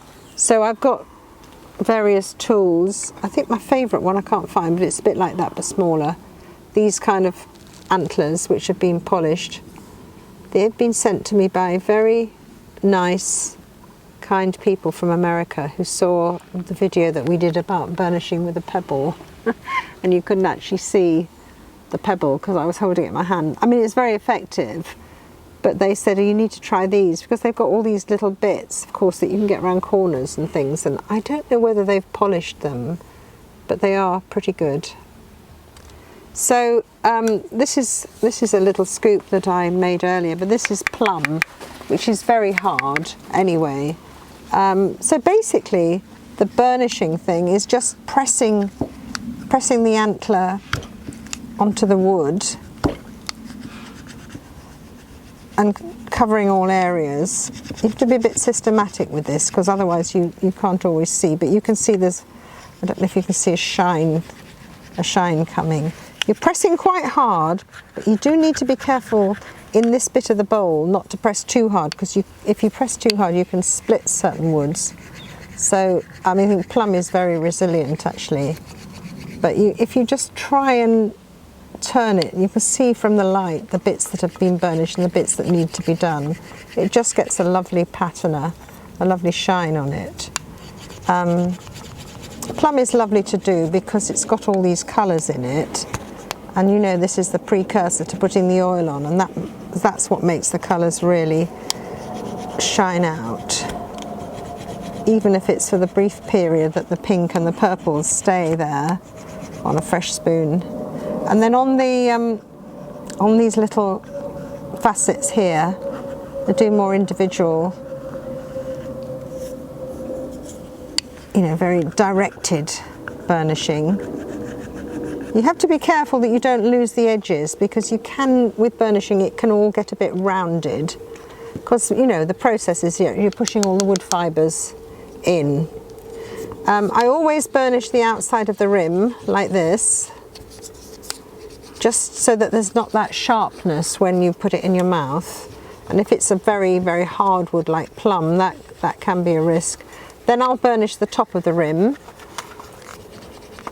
like that. And then I'll burnish, what would be good? Have one of those leather sandbag things that jewellers use. But I use my hand instead. And I'm just going to burnish just round the inside of the rim, so that we make sure that that whole area is treated.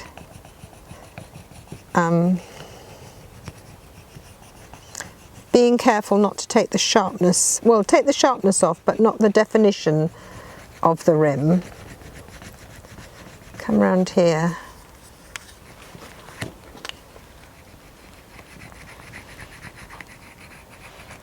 And then we've got the body of the spoon bowl. So I use that end of the antler, which is lovely, and it's like sort of ivory. It's really good.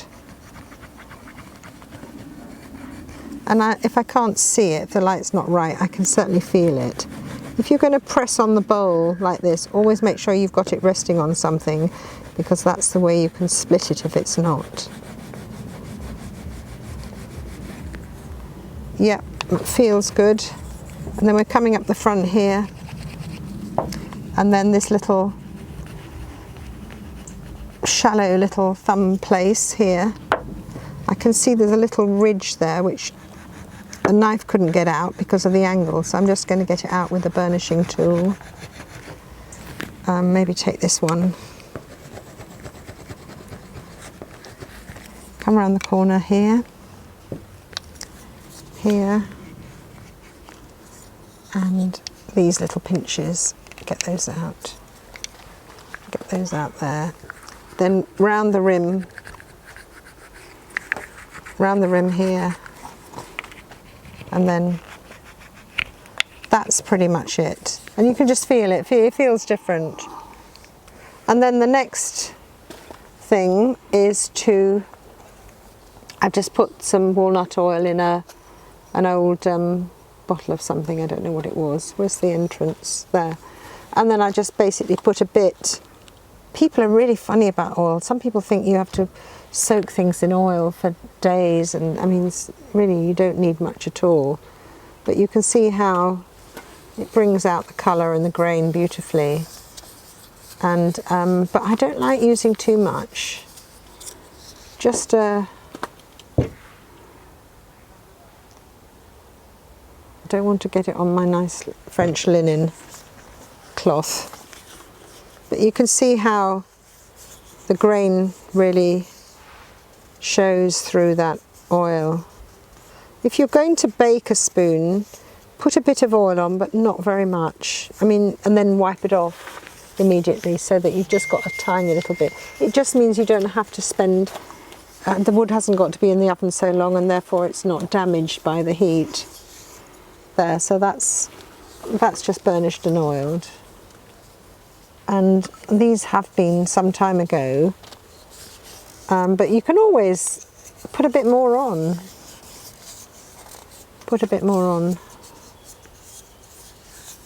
Feed them a little bit. And then, you know, the polymerizing, the drying of the oil will take a few days. If it's in the sun, it's much, much quicker, I think. This one, I think, needs a bit more oil. I mean, it has been burnished, it has been oiled, but it's been around for a while, so it just gives it a bit more life, doesn't it, to do it again. And I think I would, with a lot of them, I might do that before I sell them, because I made these a while ago and I haven't been selling online for a while. I think that whole thing about exporting, taxes, all that kind of business that we've got as a result of an English vote has actually made it very difficult for small craftspeople. So I sell at festivals. Yeah, so that's the nicest part, is the end. That one is a very little, I don't know, it reminds me of a little kind of, you might have a little hand on a mirror or something. Oh, I've just had an idea. That's interesting. I'm going to keep that idea and yeah. So yeah, it's fun. I like doing this bit. And sometimes you just got enough on your hands just to give it an extra little smear, really. Yeah, so that's it. That's the end. This one here is going to be finished maybe later, but I suspect it might be more than later, actually. I mean, these have got, you can always tell when something is completely dry, the sound of it, whereas this one It's just completely different, isn't it? It's kind of got a dullness to it. But it'll be fine. It'll be fine once it's hard. I mean, walnut is quite a hard wood, actually. So, I mean, probably when it's dry, I'll do a bit more refining of the edges as well. Can't change an awful lot because, you know, you've already made the rim quite small, but I can already see a kind of bit that I could almost change now, which is this bit here is a bit bumpy, and I would like that to be a bit smoother, so I might just do that bit of drawing with the blade just there. So eventually I think it'll be nice, but it needs a little bit more work. So, I mean, making one of these little thumb spoons it's like making a spoon in a way, but this is almost like the top end of a handle that you might use. But, you know, I think they're really, you don't really need much more, do you? I suppose you wouldn't want to have a dinner party with everybody doing this. But picnics. Yesterday I had some friends here for tea, and I made them gooseberry fool from allotment gooseberries with whipped cream and things. Well, look, that would be fabulous, wouldn't it, for gooseberry fool, that little one there. Even smaller maybe. So yeah, these sort of haven't really gone anywhere yet. They'll be at Spoon Town, and if they don't all sell, they'll be at Spoonfest. And hopefully I can make some more between now and then.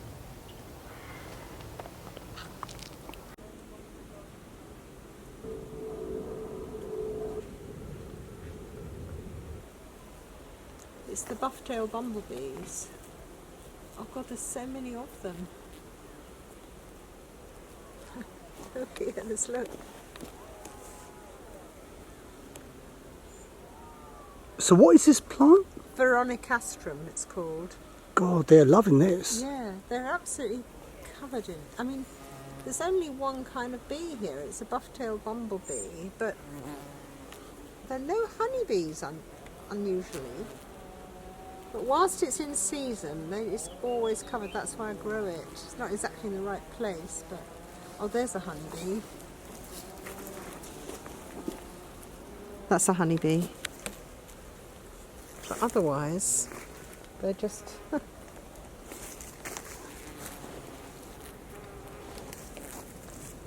wow.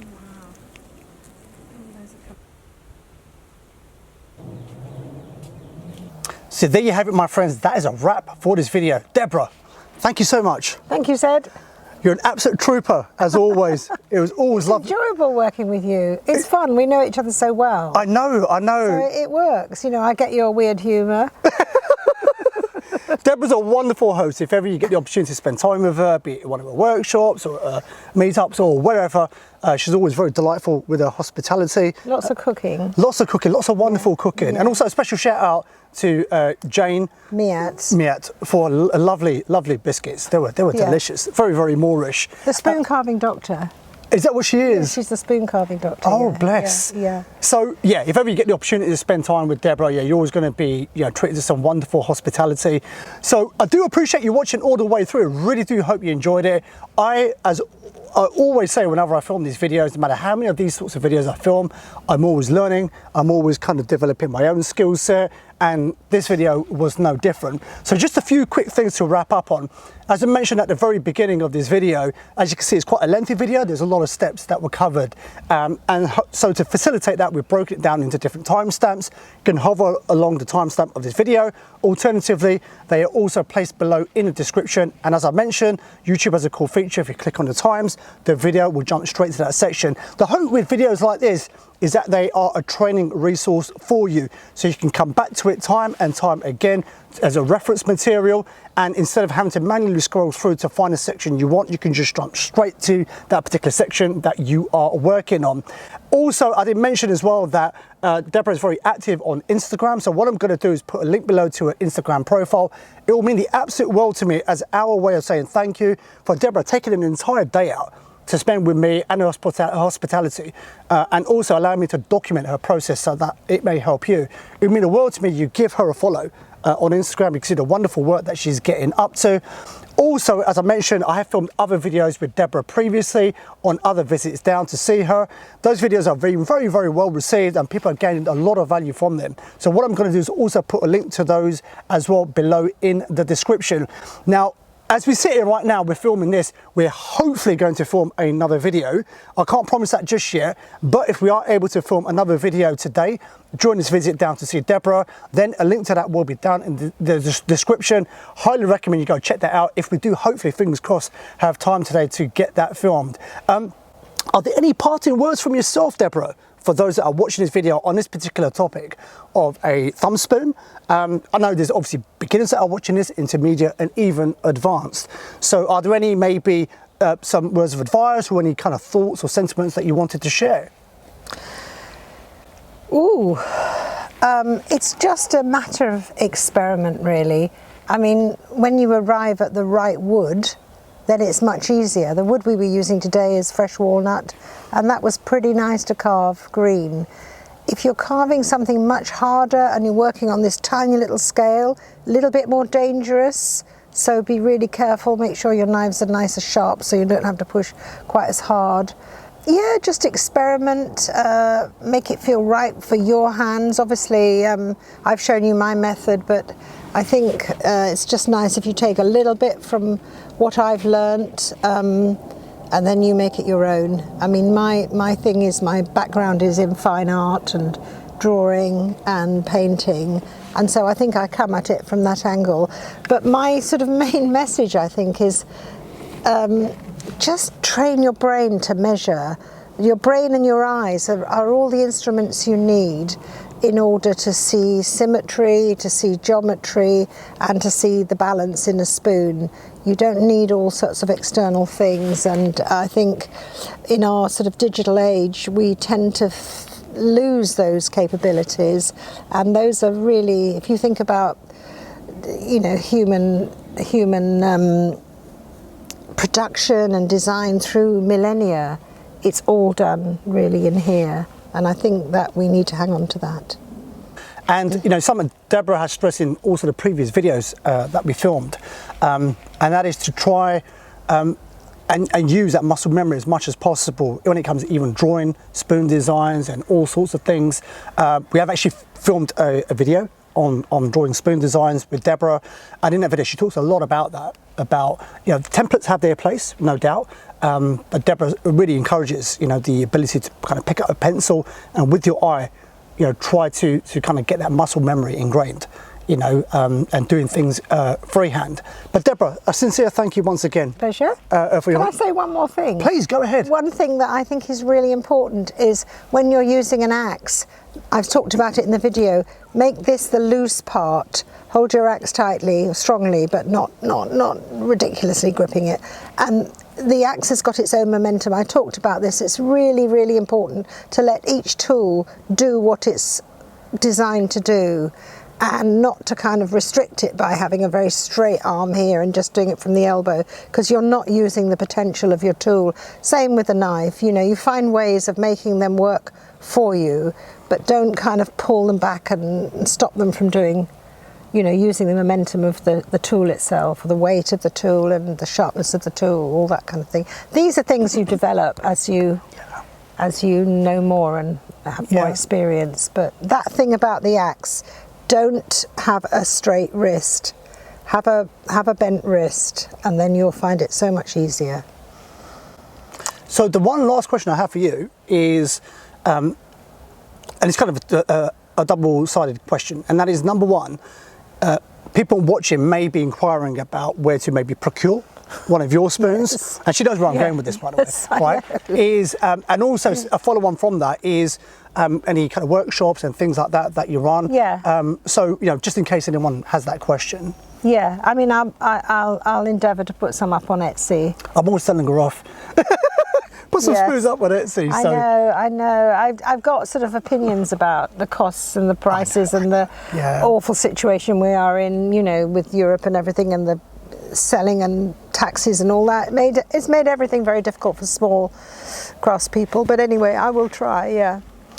Worst case, you know, and this is something Deborah does post about on her Instagram, or you can obviously just message her as well through Instagram.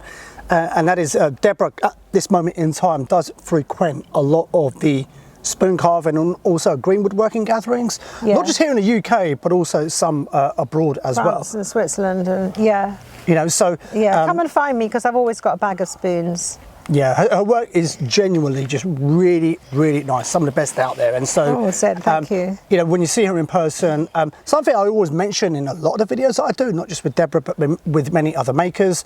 And I don't say it with any form of kind of agenda. And that is, if ever you have the ability to procure someone's work in order to help you in your learning in whatever discipline or craft it may be, spoon carving, broader craft in general, but if you are able to source someone's work and actually hold it in your hand, hugely important. It makes the world of difference in helping you. So for example, in this particular video, if you have one of Deborah's thumb spoons in your hand, you're just being able to see all the proportions, how it sits in your hand, the little subtleties, which is quite difficult to convey on video. Yeah, it is. You know, but holding it in your hand is always, it's just unparalleled.